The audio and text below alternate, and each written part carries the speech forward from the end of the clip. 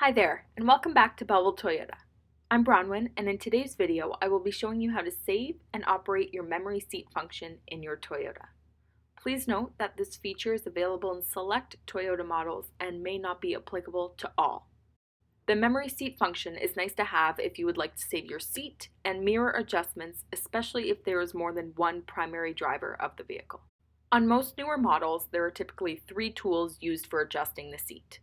The first one moves the entire seat forward and back, as well as tilts the seat up and down, and also lifts the bottom of the seat up and down for leg and thigh comfortability while driving. The middle adjustment moves the back support forward and back, and the third adjustment is for lumbar support, which pushes the lower back support out towards the driver to conform to their back.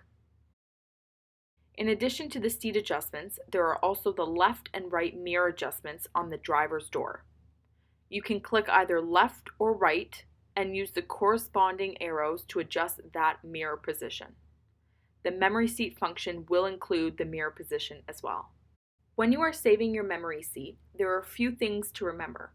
You must be in the park position with the vehicle on, fully running, and have the driver's door closed. Often you may even require the parking brake to be activated. Okay, let's set our seat. For this example, I'm going to move the thigh support all the way down. I'm going to move the chair forward and move the back support all the way back. And since the lumbar is hard to see, I'm just going to leave it as it is.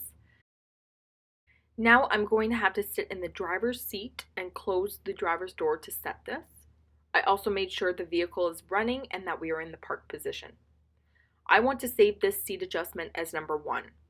I will need to either hold down the set and number 1 at the same time, or press set and then press and hold number 1 within 3 seconds. I'm going to hold both set and number 1 down, and you're going to wait for a beep. This tone lets you know that your seat adjustments are saved to that corresponding numbered spot. Now I'm going to get out of the vehicle to show you how the seat moves when you call back your saved seat memory. I'm now going to adjust it totally opposite to what I've saved it as. For instance, if someone else drives your car, this may be how they prefer their seat adjustments. I'm going to move it all the way back. I'm going to lift up that thigh support and move the back support all the way up.